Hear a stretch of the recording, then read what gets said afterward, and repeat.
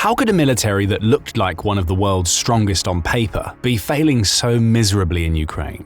The answer is simple: Russia's military is rotten to the core. It's been 3 years, and Ukraine has revealed weaknesses in every aspect of the Russian military that few thought even existed. We're going to expose those weaknesses for the world to see, so you understand why Russia's military is so rotten, and how it is that the supposed second strongest country in the world is having to claw so hard to achieve victory in Ukraine. We start with Russia's troop losses. On November 28th, the Kyiv Independent reported on the latest figures for Russian losses delivered by the General Staff of Ukraine's armed forces. They don't make good reading for Putin. Ukraine believes that Russia has lost 736,630 troops to death or injury up to November 28th, along with more equipment than you can shake a stick at. Over 9,400 tanks have fallen to Ukraine's javelins and other anti-tank weapons. Russia's armored fighting vehicle stock has been depleted to the tune of 19,306, with other vehicles and fuel tanks accounting for a staggering 30,186 losses. And it only gets worse for Russia. Ukraine has shot 369 of its airplanes, 329 of its helicopters, and 19,661 of its drones out of the sky. Almost 30 Russian ships, the majority from the Black Sea Fleet, have fallen victim to Ukraine. Russia has even managed to lose a submarine to a country that barely has a navy. These are terrible losses by any stretch of the imagination, but for a military that's supposed to be one of the strongest in the world, they expose a major weakness: Russia is tactically inept. It feels like Russia's only major concession to modern warfare tactics come from its use of drones and from the hybrid warfare tactics it's managed to employ. But when it comes to Putin's approach to tackling Ukraine's many fortifications, we see little more than antiquated strategies that wouldn't seem out of place in World War II. Russia's military is so tactically inept that it's been forced to create a meat grinder in Ukraine because it can't find any other way to bring its far greater numbers to bear. We see this in some of the most recent reports about Russia's casualty rates. November saw it break its own record for daily casualties against Ukraine twice. First, it drew up to the edge of the 2,000 barrier by losing 1,950 soldiers on November 12th. Come November 28th, it had broken that barrier. Russia lost 2,030 troops in a single 24-hour period. The news was the capper for a terrible month in which Russia lost 45,720 soldiers, another record-breaking number, along with 307 tanks, 884 pieces of artillery, and 899 armored combat vehicles. These are not losses anybody would have expected. The 736,630 and counting lost troops are nothing more than victims of Putin's outdated meat grinder approach. And this is an approach that is uniquely Russian, according to The Conversation. It relies on high troop density and overwhelming waves of attack that incur massive losses for small gains. Add attrition to mass mobilization and this is what you get: a Russian military that just throws bodies at a problem until that problem goes away. Why is this such a massive weakness? Well, there are a couple of reasons, starting with how there's always a possibility that Russia will run out of cannon fodder. It's already having to rely on North Korea to provide thousands of troops for its counteroffensive against Ukraine in Kursk. But the 11,000 to 12,000 soldiers it's received will be nowhere near enough to make up for its losses. Neither will the 20,000 or so troops Russia is managing to recruit per month, given that it's now regularly losing over 40,000 soldiers monthly. So we see a Russian military that's so inept that it's relying on ancient tactics, including trench warfare and tank assaults, to make gains in Ukraine. It's only able to make those gains because Putin is willing to sacrifice hundreds of thousands of his own people, demonstrating just how little Russia's military cares about the soldiers who keep its war machine ticking over. To Russia, most of its troops are just warm bodies to be used as cannon fodder to exhaust Ukraine's ammo stocks, an unsustainable approach given what we're seeing with the country's recruitment figures. Russia's military is rotten because of its approach to its people. But that's far from the only rot going on under the seemingly powerful surface. Another of Russia's key weaknesses is that corruption is endemic in its military, with Putin often lying at the heart of that corruption. For much of 2024, Putin has been quietly purging many of the elements of Russia's military that he doesn't like, all under the auspices of trying to tackle corruption in the organization.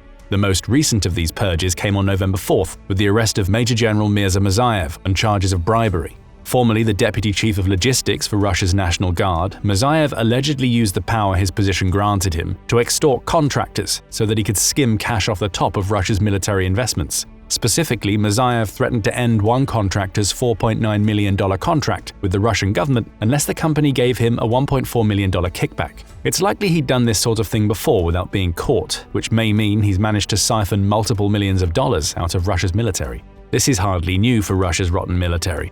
As Dr. Samuel Romani of the Royal United Services Institute think tank points out, Corruption is one of the key reasons why the war in Ukraine has gone so badly. The Russian military is trying to show that it's calling out the elements that are corrupt with this arrest. 2024 has brought with it plenty of similar arrests. May saw 5 of Russia's most senior defense figures being led to the Russian gulags under accusations of corruption. They included Deputy Chief of the Army's General Staff Lieutenant General Vadim Shamarin, who was accused of taking bribes. Former Russian Deputy Defense Minister Pavel Popov was arrested on fraud charges in August. Major General Alexander Oglobin also went down in October, with the Communications Department head honcho having apparently taken a $103,000 bribe from a telecommunications company in return for helping it secure lucrative defense contracts. It's the same story repeating time and time again. A major Russian military official gets into a position of power. They then abuse that power to extract as much money out of the military as possible to enrich themselves.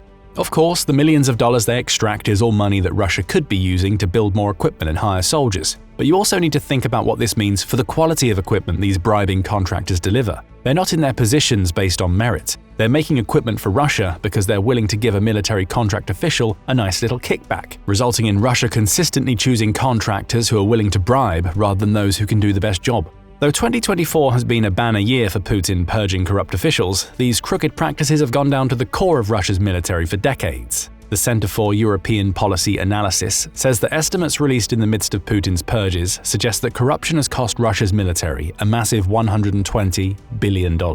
And the worst part about all this, from the Russian perspective, is that little is likely to change even with the corrupt officials supposedly out of the way. Stanislav Belkovsky made that much clear when writing for Novaya Gazeta Europa in the wake of Putin's decision to replace former Minister of Defense Sergei Shoigu with Andrei Belyusov. The goal of the purges was not to eradicate corruption, but to drive it into a controlled framework. In other words, SIPA says the people Putin is putting in power to replace those purged will simply steal a little less than those who came before. More important to Russia's leader is that his new hires are yes men who'll do what he wants when he wants. That alone is a massive weakness for Russia's military. We've already shown how Putin's tactical ineptitude has caused so many problems for Russia's soldiers in Ukraine. They're getting fed into the meat grinder because Putin knows no other way. And as long as Russia's leader keeps surrounding himself with people who just tell him what he wants to hear so they can keep skimming money away from the military contracts, Russia's military can't advance. It's willful and controlled ignorance on Putin's part. The corruption in Russia's military won't go away. The very concept of taking bribes and kickbacks is so intertwined with how that military works that the best Putin can do is minor damage control.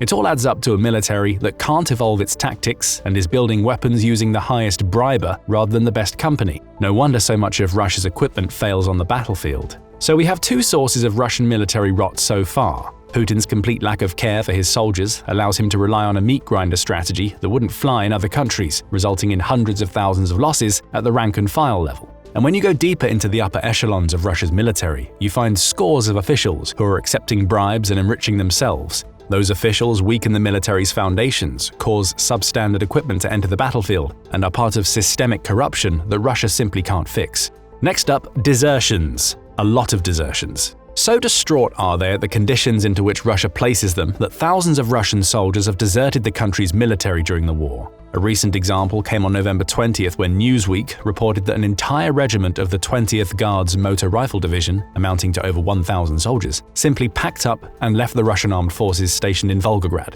The 1,000 includes a pair of lieutenant colonels, 1 major, and 26 junior officers, all experienced soldiers to which Russia no longer has access. As for the rest, 858 were contract soldiers, with a further 150 being mobilized soldiers who were forced into the war as conscripts. And that's just the start. The figures come from a document leaked to the Russian investigative journalism outlet iStories. That document reports that Russia has recorded 11,700 cases of what it calls unauthorized abandonment since the start of Putin's special military operation.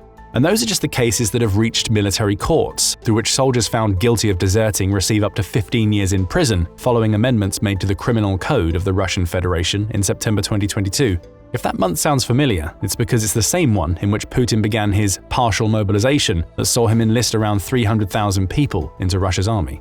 Those people weren't volunteers, they signed no contract. Each was told they had to leave their home and join a fight they likely knew they had little to no chance of ever surviving. It's no coincidence that Putin enacted changes to Russia's criminal code in the same month that he mobilized. He wanted to put his new soldiers between a rock and a hard place, either die for his war or lose the next 15 years of their lives in terrible prisons. It's also worth pointing out that the 11,700 desertion cases Russia's courts have tried are likely far from the only cases of unauthorized abandonment that have occurred. Back in May 2024, Ukraine's military intelligence agency reported that more than 18,000 Russian soldiers had abandoned their posts in the country's southern military district. Over 50% of those troops were mobilized soldiers, again people who didn't want to be in Ukraine in the first place, with 2,000 being contract soldiers.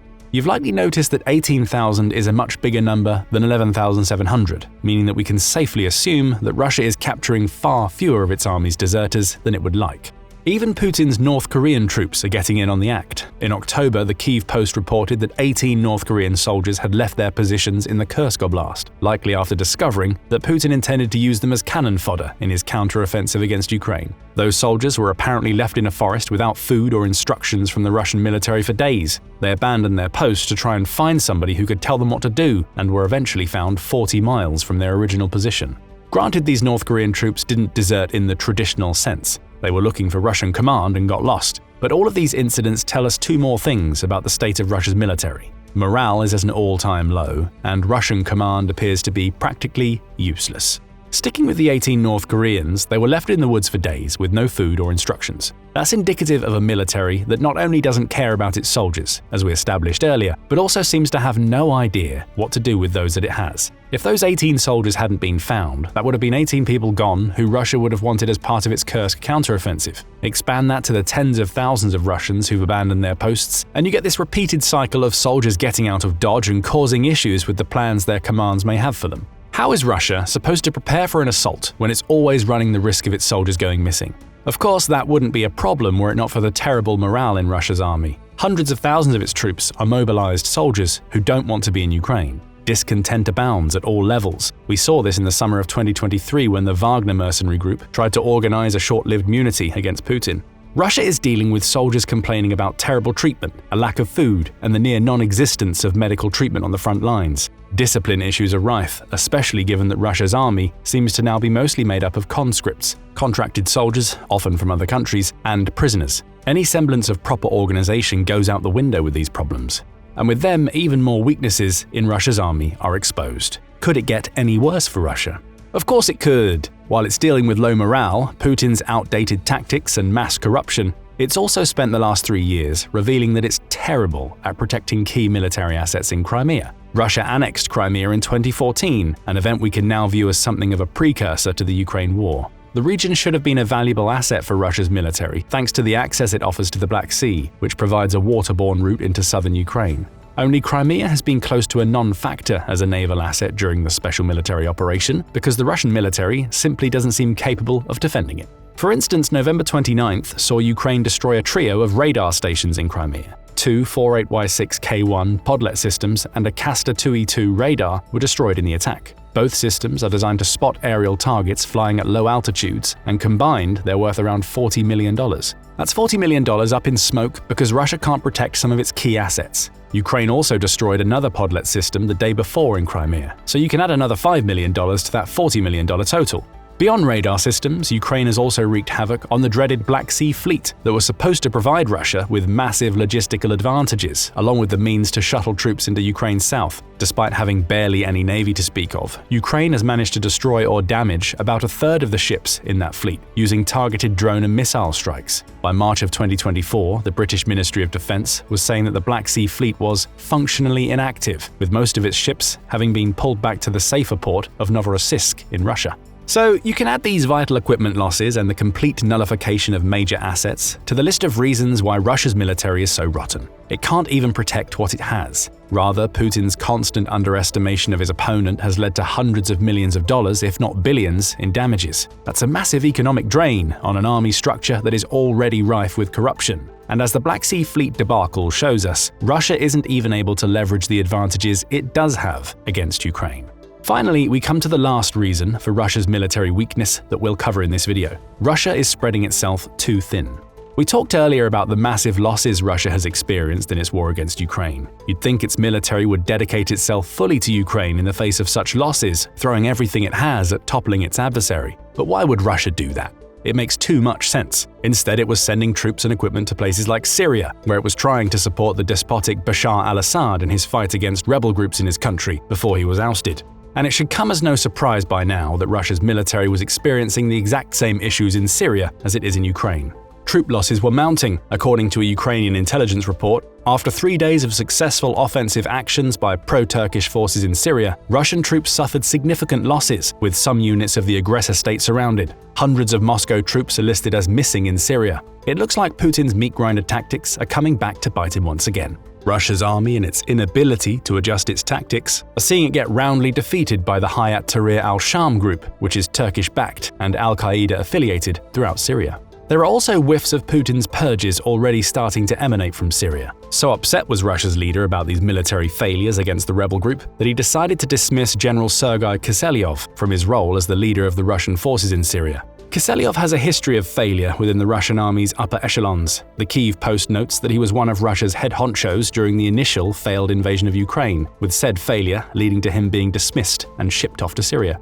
So we have Putin shifting an incompetent commander sideways before yet another failure made Russia's leader realize he needed to get rid of him altogether. And if that's not the perfect microcosm of the many problems that lie within Russia's military, we don't know what is.